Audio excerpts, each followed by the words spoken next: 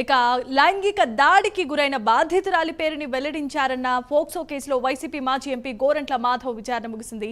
Vijayawada cyber crimes PS లో విచారణకు గోరంట్ల మాధవ్ హాజరయ్యారు. వైసీపీ లీగల్ సెల్ న్యాయవాదులతో కలిసి గోరంట్ల మాధవ్ విచారణకు వెళ్లినట్లుగా తెలుస్తోంది. అయితే ఈ క్రమంలోనే పిఎస్ లోనికి వైసీపీ లీగల్ సెల్ న్యాయవాదులను పోలీసులు అయితే అనుమతించలేదు.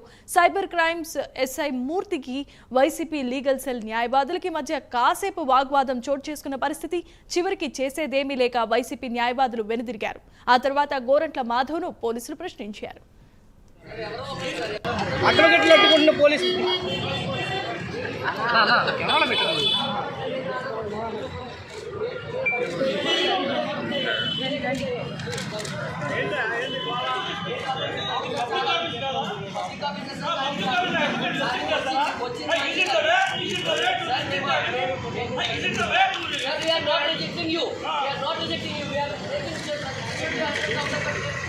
Okay. So please try to understand our problem.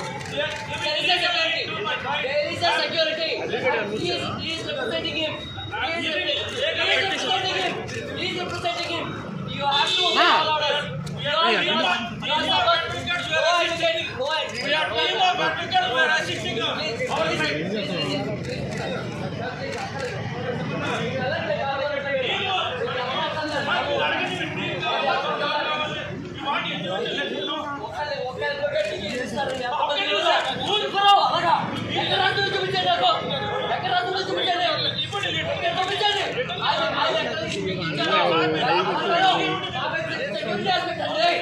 Security aspect అది సెక్యూరిటీ అది చెక్ చేయడం కూడా బయట మిగతా వాళ్ళు రాలేదా? మిగతా వాళ్ళు వాళ్ళకంటే మీరు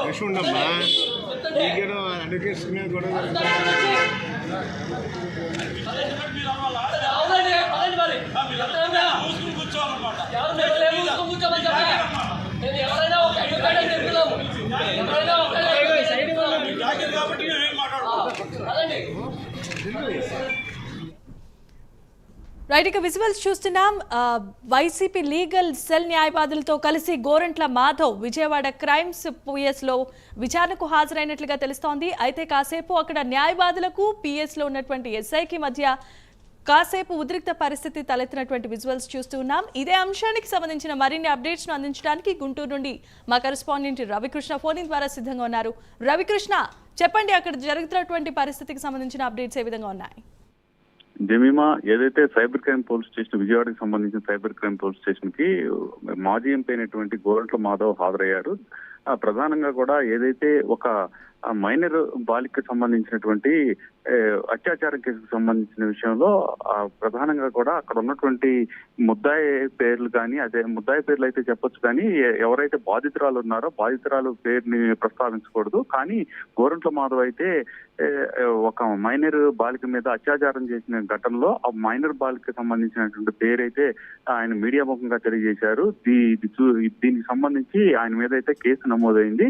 దీని మీద విచారణ చేసేందుకు ఎవరైతే ఈ సైబర్ క్రైమ్ పోలీసులు ఉన్నారో సైబర్ క్రైమ్ పోలీసులు విచారణ చేసేందుకు నోటీసులు అయితే ఇచ్చారు. ఈ నేపథ్యంలోనే ఈ రోజు ఆయన Vijayawada cyber crime police station కి రావడం జరిగింది. అతనితో పాటుగా కూడా లీగల్ సెల్ కి, అంటే వైసీపీ పార్టీకి సంబంధించినటువంటి లీగల్ సెల్ ఏదైతే ఉంటుందో ఆ లీగల్ సెల్ కి సంబంధించినటువంటి న్యాయవాదులు కూడా హాజరయ్యారు.